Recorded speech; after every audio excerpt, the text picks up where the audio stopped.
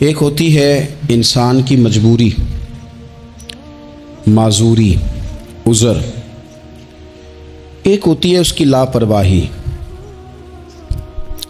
ان دونوں چیزوں میں زمین و آسمان کا فرق ہے۔ یہ جو لاپرواہی ہوتی ہے یہ کسی بھی شخص سے منسلک ساری چیزوں کو ہی خراب کر دیتی ہے۔ آپ نے ایک چھوٹا سا پودا بھی اگر لگایا ہے اور آپ لاپرواہی کا مظاہرہ کرتے ہیں تو وہ خشک ہو جائے گا۔ تیجے مالی جیندے ہون تو پھر بوٹے سوکھ دے نہیں۔ اگر آپ اس کی پرواہ کرتے ہیں، اس پر توجہ دیتے ہیں تو اس کی نشو و نما ہوگی، وہ آگے بڑھے گا، وہ ترقی کرے گا، وہ ایک تناور درخت بن جائے گا۔ جس چیز کی بھی آپ پرواہ نہیں کرتے، آپ اپنی صحت کی ہی اگر پرواہ نہیں کرتے، آپ نے کبھی نہیں دیکھا کہ یہ کھانا جس ہوٹل سے میں کھا رہا ہوں یہ کوئی معیاری ہے یا بالکل غیر معیاری ہے، آپ نے کبھی پرواہ نہیں کی کہ مجھے کوئی اپنی خوراک کا وقت مقرر کرنا چاہیے اور مرتب طریقے سے مجھے غذا لینی چاہیے، تو آپ بیمار ہو جائیں گے۔ لاپرواہی آپ کسی چیز کی بھی کریں، غفلت آپ کسی چیز پر بھی کریں، بات کو شخص آپ کو سمجھا رہا ہوتا ہے، آپ کو گھر والے کوئی بات کہہ رہے ہوتے ہیں، لیکن چونکہ آپ غیر حاضر ہیں، لاپرواہی سے سن رہے ہیں، غفلت سے سن رہے ہیں، تو آپ کو پوچھنا پڑتا ہے کیا کہا تھا آپ نے؟ کیوں بھلا یہ ہوتا ہے کہ آپ غفلت میں تھے۔ یہ جو غفلت ہے نا، غفلت یہ بڑی نقصان دہ چیز ہے۔ یہ انسان سے تعلق رکھنے والی ہر چیز کا برا حال کر دیتی ہے۔ ہم نہ تو اب کمزور ہیں، نہ ان پڑھ ہیں، نہ چھوٹے ہیں، نہ جدید دور کے تقاضوں سے ہم نا آشنا ہیں۔ کسی شخص سے بھی آپ گفتگو کریں گے تو اللہ کے فضل سے وہ ڈھیر ساری چیزوں کا ادراک رکھتا ہے، سمجھ رکھتا ہے، شعور رکھتا ہے۔ وہ آپ کے ساتھ جب گفتگو کرتا ہے تو محسوس ہوتا ہے کہ وہ ساری چیزوں کو سمجھ رہا ہے، خطرات سے بھی آگاہ ہے، خوشخبریوں سے بھی آگاہ ہے، آنے والے وقت میں کون سی چیزیں نقصان کا باعث بن رہی ہیں اور کون سے پھول خوشبو دینے جا رہے ہیں، وہ سب چیزوں کو جانتا ہے۔ لیکن اس کے باوجود جو اتنی زیادہ کمزوری امت میں آ گئی ہے، اس قدر زیادہ ٹوٹ پھوٹ کا جو ہم شکار ہیں، تو زیادہ تر مسئلہ ہماری لاپرواہیوں کا ہے۔ ہم غفلتوں کا شکار ہیں۔ غفلت ایک خوفناک چیز کا نام ہے۔ یعنی جو بندہ پرواہ نہیں کرتا، توجہ نہیں دیتا، خیال نہیں کرتا اپنی ذمہ داریوں کا، وہ شخص فساد کا باعث بنتا ہے، وہ نقصان کرتا ہے، وہ اذیت ناک حد تک چیزوں کو لے جاتا ہے۔ آپ کو بہرحال پرواہ کرنی پڑتی ہے۔ یہ جس دور میں میں اور آپ ہیں نا، یہ لہو و لعب کا دور ہے، کھیل تماشے کا۔ کھیل تماشا ہمیشہ انسان کو لاپرواہ کر دیتا ہے۔ آپ دیکھ لیں، کل تک کھیل تماشا کسی گراؤنڈ میں جا کر کسی آلے کے ساتھ کھیلا جاتا تھا، وقت نکال کے لوگ جاتے تھے، کچھ دیر کے لیے ان کا ذہن تقسیم ہوتا تھا، گھر لوٹتے تھے، اپنی ڈیوٹی کرتے تھے۔ اب کھیل تماشے ہماری جیبوں میں آ گئے۔ چھوٹا آدمی، بڑا آدمی، اس سے بڑا آدمی، وہ سب اس کھیل تماشے میں مبتلا ہیں، اور وہ مذاق کی کیفیت اتنی دور چلی گئی ہے۔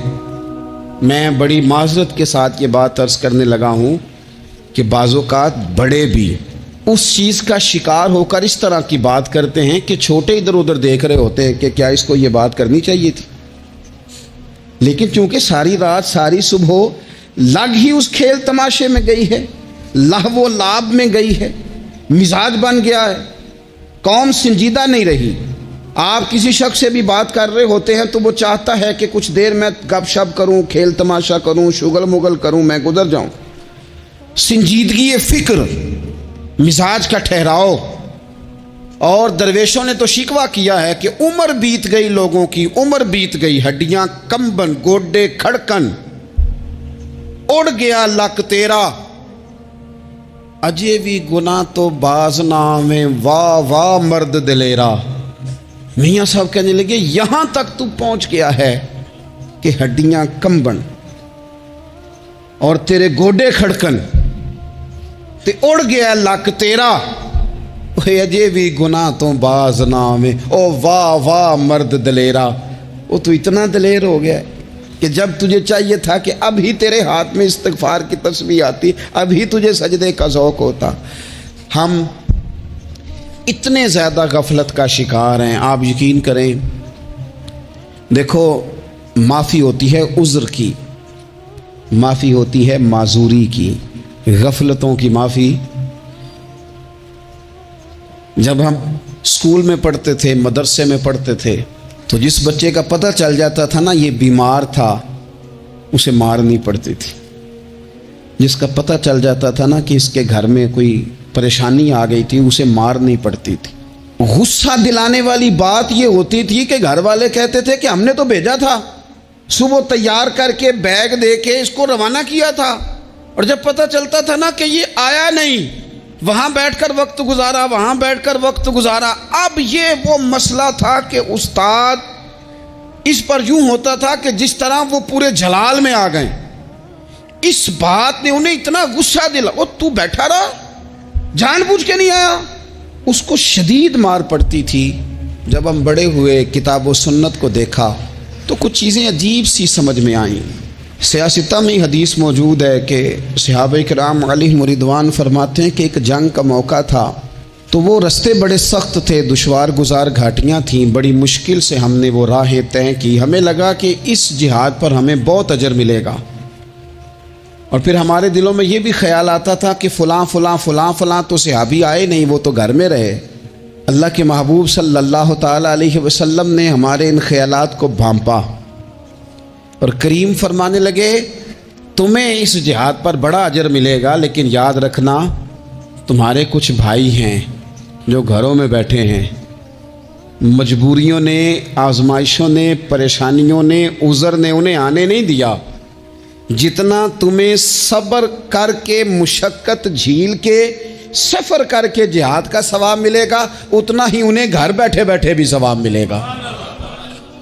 آئے نہیں۔ یہ کس بندے کا معاملہ ہے جو عذر والا ہے؟ اور اگر کسی کے اجتہاد میں غفلت ہو گئی، حضرت کعب بن مالک رضی اللہ تعالیٰ، یہ بھی صحیح بخاری میں، کل چلا جاؤں گا، حضور تو جہاد پہ چلے گئے لیکن اجتہاد میں غفلت ہو گئی، کل چلا جاؤں گا، پرسوں جاؤں گا، ترسوں، فرماتے میں جا ہی نہیں سکا، حضور واپس آ گئے۔ جن منافقوں نے جھوٹ بولے جا کے کہ یہ مسئلہ ہو گیا تھا، یہ مسئلہ ہو گیا تھا، ان کو تو مل گئی معافی، لیکن میں چونکہ مخلصین میں سے تھا خدا کے فضل سے، اور ہو گئی تھی غفلت، 50 دن نبی کریم مجھ سے ناراض رہے۔ 50 دن اللہ کے لیے کہ تو رب کے رستے میں جہاد کرنے نہیں آیا، 50 دن حضور ناراض رہے۔ فرماتے تھے مدینے کی گلیاں میری تھیں، سب میرے اپنے تھے، پر کریم جو ناراض تھے تو کوئی پھر سلام بھی نہیں لیتا تھا۔ مجھے یوں لگتا تھا کہ مجھے دیکھ کر ہوائیں اور فضائیں بھی رستے بدل جاتی ہیں۔ 50 دن میں مسجد میں آتا تھا، جب میں چہرہ ادھر کرتا تو حضور مجھے دیکھتے، اور جب میں حضور کو دیکھتا تو کریم چہرہ بدل لیتے، میں ویکھاں تے یار نہ ویکھے، تے جدوں نہ ویکھاں ادوں ویکھے، ایڈے نصیب کتھوں تتڑی دے، میرے وچ ویکھن دے ویکھے، غلام فریدہ بوئے یار دے مرنا ہے پاویں ویکھے یا نہ ویکھے۔ ختم ہو گئی بات۔ حضرت کعب بن مالک کہتے ہیں 50 دن کے بعد پھر رب کریم نے میری توبہ قبول کی، اور مدینے والے رسول نے اعلان فرمایا جو عذر کی وجہ سے نہیں جا سکے، مجبوری سے، انہیں گھر بیٹھے بیٹھے ثواب ہے، لیکن جن کے اجتہاد میں غفلت ہوئی، سمجھنے میں غفلت ہوئی، کل پرسوں ترسوں چلے جائیں گے، ان سے 50 دنوں کی ناراضگی ہے۔ کتنے لوگ ہیں جن کی فجر گزر جاتی ہے بستر پہ، زور گزر جاتی ہے پھٹے پہ گپوں میں، عصر گزر جاتی ہے چائے پینے میں، مغرب اور عشاء موبائل پہ لیٹے لیٹے بیت جاتی ہے، اور ان سے آپ گفتگو کریں تو وہ دانشور ہیں، آپ بات کریں تو پنچایت ختم کرنے والے لوگ ہیں، آپ ان سے بات کریں تو وہ عالمی سیاست پر نظر رکھتے ہیں، آپ گفتگو کریں تو شعور کی اعلیٰ گتھیاں سلجھاتے نظر آتے ہیں. خدا مجھے ایسی خدائی نہ دے کہ اپنے سوا کچھ دکھائی نہ دے. یہ غفلتیں ہیں، یہ شورش ہے، یہ اپنے منہ سے خود میاں مٹھو بننا ہے. اس غفلت کو تھوڑا سا توڑا جائے ورنہ زنگ لگ جاتا ہے صلاحیتوں کو. جو لوگ تھوڑے دن موٹر سائیکل نہیں نہ چلاتے ان کے لیے مشکل ہو جاتا ہے پھر اس کو سٹارٹ کرنا بھی. ہمارے استاد کہا کرتے تھے جو لوگ پڑھاتے نہیں انہیں کتابیں بھولنے لگ جاتی ہیں. جو لوگ کوئی کام کرتے نہیں پھر وہ آہستہ آہستہ وہ زنگ آلود ہو جاتا ہے. وہ کہتے ہیں اب نہیں ہو سکتا تم سے، اب مشکل ہے. سجنوں، دوستوں، بزرگوں، بھائیوں، جو لوگ شروع میں عبادتوں کے عادی نہیں ہوتے، وقت ضائع کرتے ہیں، بڑھاپے میں دل کرتا ہے توبہ ہو جائے لیکن اپنے ماتھے کو سجدے کی عادت ہی نہیں ڈالی. یہ جسم جھکنا اس کا عادی نہیں ہوا کہ رب کی بارگاہ میں جھکے. اس کا مزاج ہی نہیں تہجد پڑھنے کا. سارا کچھ ہو جاتا ہے. میں نے سیاست کرنے والے، پنچایت ختم کرنے والے، چودراہٹ کرنے والے، وزاداری رکھنے والے راتوں کو تہجد پڑھتے بھی دیکھے ہیں. میں نے قرآن پاک سے پیار کرتے دیکھے ہیں.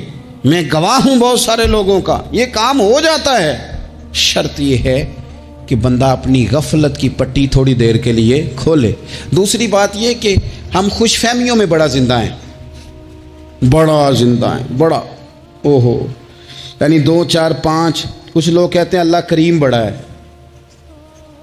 اللہ اگر کریم بڑا ہے نا میرے بھائی تو نبی پاک صلی اللہ علیہ وسلم نے فرمایا وہ بڑا بیوقوف ہے جو خدا کی رحمت کی امید بھی رکھے اور اللہ کو ناراض بھی کرے. وہ تو بیوقوف بندہ ہے. اگر وہ کریم ہے تو پھر تو محبت میں ہی اس کی بات مان. بات تو پھر بھی نہیں مان رہا. کچھ لوگ کہتے ہیں نبی پاک صلی اللہ تعالیٰ علیہ وآلہ وسلم شفاعت کریں گے. بھئی ہمارا تو سہارا ہی اس بات پہ ہے، حضور سفارش کریں گے. پر نبی پاک نے درجنوں جگہوں کہا ہے جو میرے طریقے پہ نہ چلے فلیس منا، مجھ سے نہیں. حضور نے فرمایا جو بڑے کی توقیر نہ کرے، چھوٹے پہ رحم نہ کرے، وہ مجھ سے نہیں. فرمایا جو ملاوٹ کرے وہ ہم میں سے. تو یہ جسے بھی تو یاد رکھو نا، شفاعت کی بات انکار نہیں، حضور گناہگاروں کی ہی کریں گے. لیکن یہ حضور نے جو ہمیں اسباق پڑھائے یہ کس لیے پڑھائے؟ یہ بھی تو ہماری سمجھ کے لیے ہے نا.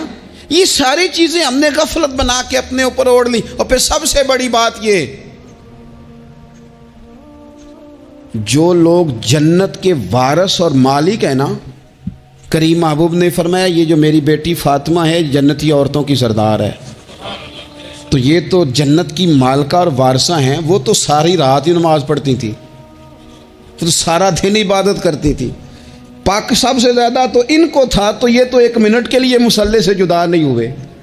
اور جنہوں نے صرف امید لگائی ہے، کوئی ان کے پاس ڈگری نہیں، وہ بن کے بیٹھ گئے ہیں. وہ کہتے ہیں جناب جنت مطلب ہم جسے کہیں گے معاذ اللہ وہ جائے گا، دوسرے کو جانے دیتے ہیں. اپنی زندگی میں خوش فہمیاں نہ لائیں، یہ غفلت پیدا کرتی ہیں. غفلت بڑی خطرناک چیز کا نام ہے. جب بندہ غافل ہو جاتا ہے، میں آپ سے ایک بات عرض کروں، حضرت عبداللہ ابن مسعود فرماتے ہیں کہ مومن رائی کے دانے کے برابر غلطی ہو جائے تو اسے لگتا ہے میرے سر پہ پہاڑ کھڑا ہے. اور فرمایا جو منافق ہوتا ہے نا وہ پہاڑ کے برابر گناہ کر کے کہتا ہے بات ہی کوئی نہیں، فلانا بھی کرتا ہے، یہ بھی کرتا ہے، ساری دنیا کر رہی. یہ نفاق کی علامت ہے. اگرچہ بعض نے اسے نفاق عملی کہا، اعتقادی نہیں کہا. عزیز دوست، جب آپ چھوٹی گناہ چھوٹی غلطی کرتے ہیں تو پھر وہ چھوٹی چھوٹی غلطیاں پہاڑ بنتی ہیں، چھوٹی چھوٹی.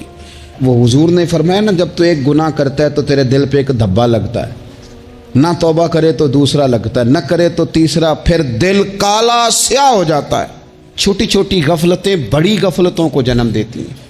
چھوٹی چھوٹی کمزوریاں بڑی کمزوریوں کو لے کے آتی ہیں. اسی طرح بخاری مسلم میں حدیث ہے، نبی پاک صلی اللہ تعالیٰ علیہ وسلم نے فرمایا کچھ لوگ کھلم کھلا گناہ کریں گے قیامت کے قریب. اعلانیہ، کیا رسول اللہ صلی اللہ علیہ وسلم وہ کس طرح؟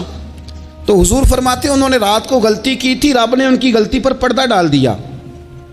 انہوں نے سویرے اٹھ کے خود لوگوں کو بتانا شروع کیا، اور دیکھا میں نے رات یہ کیا معاذ اللہ.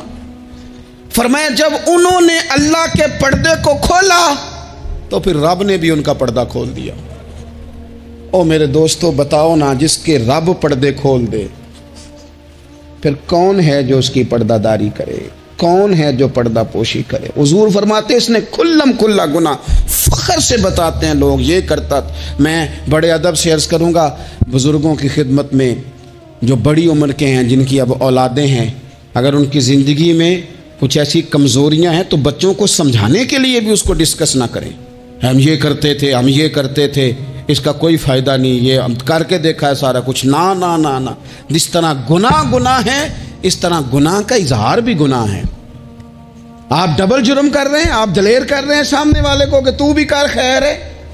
बल्कि एक नौजवान मुझे एक दफ़ा कहने लगा, जी अब्बा जी कहते हैं मैंने 35 साल ये काम किया है, ये सब गलत है। तो मैंने अब्बा जी से कहा चलो 15 को साल मुझे भी कर लेने दो, फिर मैं भी तौबा कर लूँगा। ये हम लोगों को दावत दे रहे हैं कि गलत काम करो। कुरान मजीद को आप देखेंगे ना, सूरह यासीन के अंदर ये भला कुफर क्यों होता था। वीडियो देखने का शुक्रिया। अगर आप चैनल पर नए हैं तो सब्सक्राइब कर लें और साथ ही साथ बेल आइकन पर भी क्लिक कर दें ताकि यूट्यूब हमारी हर वीडियो का नोटिफिकेशन सबसे पहले आपको भेज दे। जज़ाकल्लाह।